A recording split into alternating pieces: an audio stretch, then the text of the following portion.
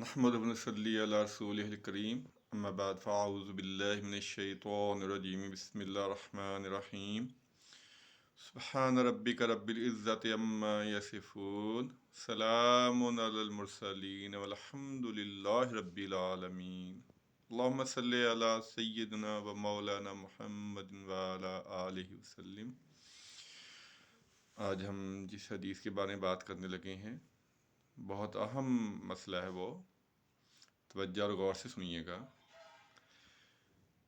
حضرت سامت رضی اللہ تعالیٰ عنہ شوہر ہیں حضرت خولہ رضی اللہ تعالیٰ عنہ کے، تو ایک دفعہ غصے میں انہوں نے حضرت خولہ سے کہہ دیا کہ تم میرے لیے میری ماں کی پشت کے برابر ہے یا مثل ہے، یعنی کہ ان سے اظہار کر دیا، حرمت کا رشتہ مثل اس کو کہہ دیا۔ تو جہالت کے دور میں اس کو طلاق تصور کیا جاتا تھا، جب کوئی شخص اپنی بیوی کو اپنی ماں یا اپنی بہن یا کسی بھی حرمت والے رشتے کے ساتھ ملا دے۔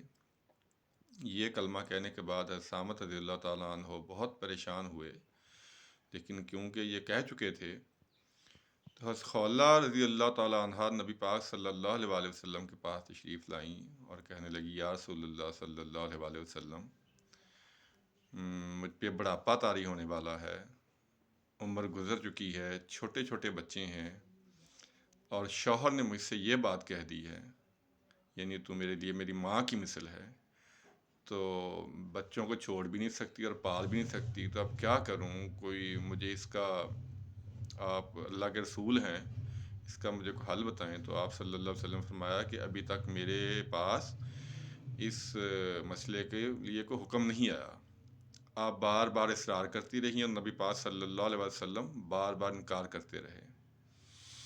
آخر خولہ رضی اللہ تعالیٰ عنہ نے اپنا چہرہ مبارک جو ہے وہ آسمان کی طرف اٹھایا اور کہنے لگی پھر میں اب اپنے اللہ سے بات کرتی ہوں۔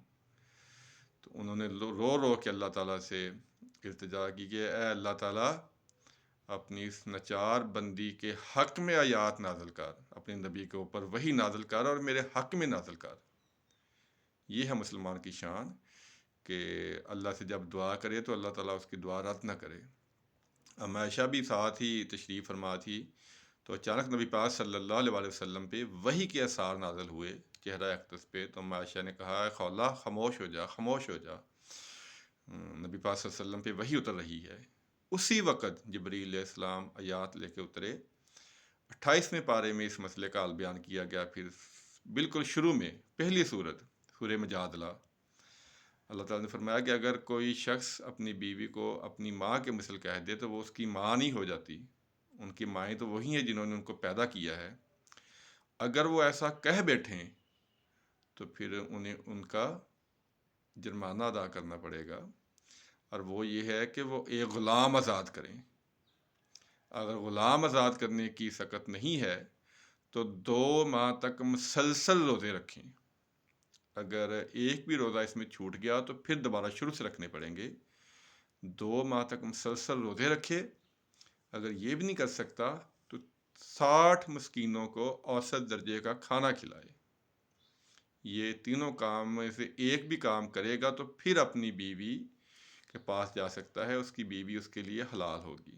یہ ایک دو دوستوں نے مسئلہ پوچھا تھا، تو اس لیے میں نے کہا چلو اس کو بھی بیان کر دیا جائے کہ اگر کوئی شخص اپنی بیوی کو اپنی ماں کے مثل یا اپنی بہن کی مثل کہہ دے تو اس سے تعلق پیدا کرنے سے یا تعلق جوڑنے سے پہلے، یعنی جمع کرنے سے پہلے، اس کو 3 چیزوں میں سے ایک چیز کرنی پڑے گی۔ یا تو وہ ایک غلام آزاد کرے، اگر غلام آزاد کرنے کی سکت نہیں ہے تو 2 مہینے کے مسلسل روزے رکھے۔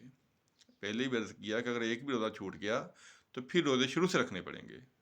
اگر 2 مہینے کے مسلسل روزے بھی نہیں رکھ سکتا تو پھر 60 مسکینوں کو اوسط درجے کا کھانا کھلائے۔ اللہ تعالیٰ نے فرمایا یہ اللہ کی حدیں ہیں، ان حدوں کو مت توڑو۔ یہ اس لیے کہا گیا ہے کہ آئندہ تم احتیاط کرو کوئی بھی لفظ زبان سے نکالنے کے لیے۔ زبان کی آفتوں پہ پہلے بات ہو چکی ہے، غصے میں اور انسان بہت کچھ کہہ جاتا ہے، لیکن کہنے کے بعد پچھتاتا ہے۔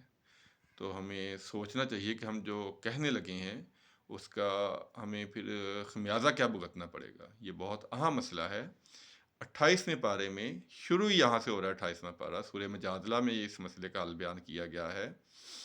تو حضرت خولہ نے جیسے ہی دعا کی نبی پاک صلی اللہ علیہ وسلم کی موجودگی میں، اللہ تعالیٰ نے اسی وقت جبریل کو یہ آیات دے کے بھیج دیا، وہی نازل کر دی کہ میری یہ جو بندی ہے، اللہ نے اس کی بات سن لی ہے جو تو اسے جھگڑا کر رہی تھی۔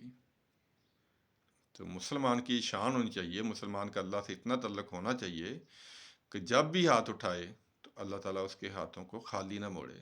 یہ بہت اہم مسئلہ ہے، اس کو ذہن میں رکھیے گا، اور کوشش کی رہیں کہ اس طرح کے معاملات نہ ہی آئیں۔ خدا نخواستہ اگر ایسا معاملہ ہو جائے تو اس کے یہ جو 3 حل ہیں یہی ہیں کہ خدا نخواستہ اگر کوئی شخص اپنی بیوی کو اپنی ماں کے یا اپنی بہن کے مثل کہہ دے، ایک غلام آزاد کرے، 2 ماہ کے مسلسل روزے رکھے، یا 60 مسکینوں کو کھانا کھلائے۔